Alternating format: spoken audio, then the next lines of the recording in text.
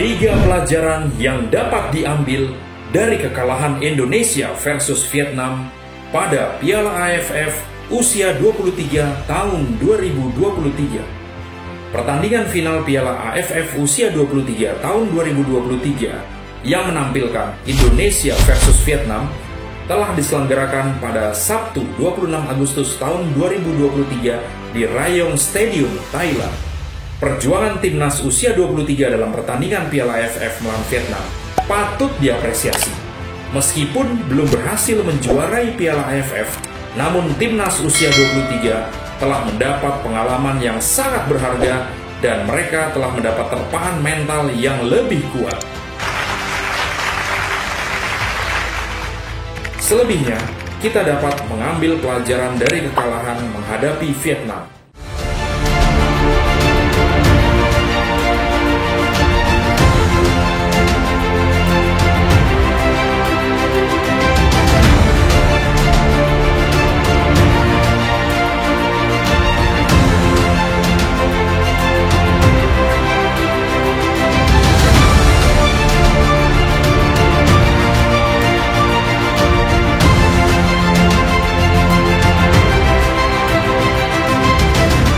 Berikut ini adalah 3 pelajaran yang dapat diambil dari kekalahan Indonesia melawan Vietnam pada Piala AFF usia 23 tahun 2023. 1. Lakukanlah perencanaan atau persiapan yang matang.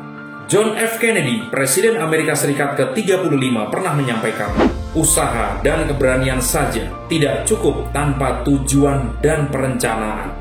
Begitu juga dalam sepak bola. Skenario paling akhir yang mungkin terjadi untuk menentukan pemenang adalah melalui drama adu penalti. Dan tentu saja, adu penalti membutuhkan perencanaan dan persiapan yang matang, selain juga faktor luck atau keberuntungan.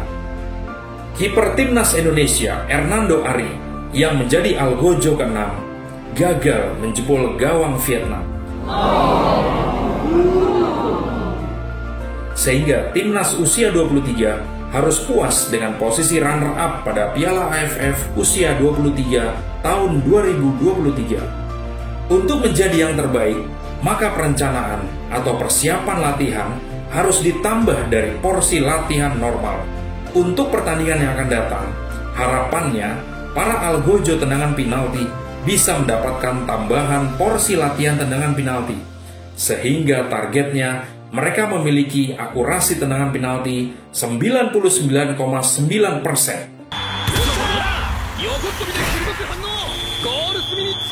Dan peluang untuk menang insya Allah akan lebih terbuka luas.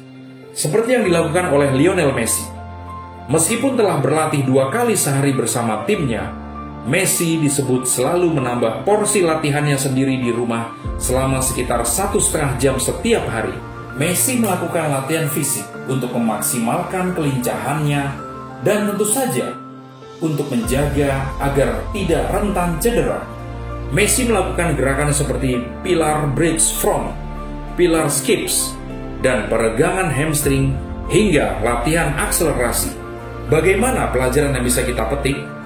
Sebagai contoh, bagi adik-adik pelajar SMA atau SMK yang berharap untuk tembus pada perguruan tinggi negeri favoritnya, maka harus mengetahui bahwa untuk dapat menembus perguruan tinggi negeri melalui jalur prestasi atau non-tes, maka rata-rata nilai rapot yang dibutuhkan sejak kelas 10, 11, dan 12 SMA atau SMK adalah 85 sampai 90. Apakah rapot adik-adik sudah mencapai nilai tersebut? Jika belum, tentunya kita perlu memaksimalkan usaha seperti mengikuti bimbingan belajar, membuat kelompok belajar, dan tentu saja harus ada yang dikorbankan, yaitu waktu bermain dan bersenang-senang kita. Terkadang, tanpa sadar, kita hanya melakukan sedikit usaha, namun mengharapkan hasil yang sangat besar. Maka disitulah pentingnya persiapan atau perencanaan atau latihan yang terencana dengan matang. Jika kita gagal membuat perencanaan dan persiapan yang matang, maka kita akan gagal menyongsong masa depan yang kita harapkan. 2. Mengendalikan emosi. Pada babak kedua pertandingan, tercatat ada 4 kartu kuning yang disumbangkan oleh kedua tim. Dan saat fase injury time, pelatih Timnas Indonesia usia 23, Sintayong mendapatkan kartu kuning. Kejadian ini terjadi tepat setelah bek kiri Timnas Indonesia usia 23, Haikal Al-Hafiz, mendapat sikutan dari lawan di kepalanya secara sengaja. Namun, wasit asal Jepang itu justru mengabaikan kejadian tersebut dan bahkan tidak memberikan peringatan atas tindakan kasar pemain Vietnam terhadap Haikal Al-Hafiz.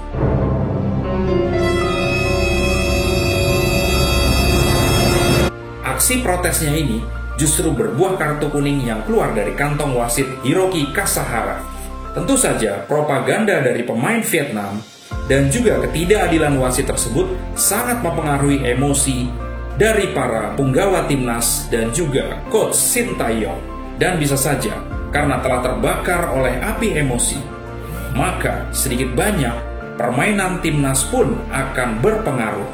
Kita berharap untuk masa yang akan datang, timnas memiliki manajemen emosi yang lebih matang dan terukur, sehingga lebih siap dalam menghadapi berbagai macam propaganda atau provokasi, baik dari lawan dan supporter lawan atau wasit yang kurang fair. John Kelvin Maxwell, seorang penulis buku 21 Irrefutable Laws of Leadership asal Amerika Serikat, pernah mengatakan, pengendalian emosi adalah keterampilan penting. Kita harus tahu kapan mengatakan sesuatu, kapan harus menyimpannya, dan kapan harus memberikan suatu reaksi tertentu. Sebagai contoh, saat menghadapi kegagalan atau penolakan dalam pekerjaan kita, maka kita harus dapat menerima keadaan tersebut dengan bijaksana dan menggunakan kesempatan tersebut untuk belajar. Kita harus selalu bertanya, apa yang dapat saya perbaiki dalam sikap saya? Apa kekurangan diri saya yang harus saya tingkatkan? Kepada siapa saya harus belajar agar lebih maju? Bagaimana caranya agar saya dapat menghadapi kejadian tersebut dengan lebih baik lagi? 3. Faktor fisik atau stamina. Cristiano Ronaldo pernah berkata, kebugaran adalah hal yang paling penting. Tanpa kesehatan fisik, tidak ada pemain sepak bola yang bisa mencapai potensinya secara penuh.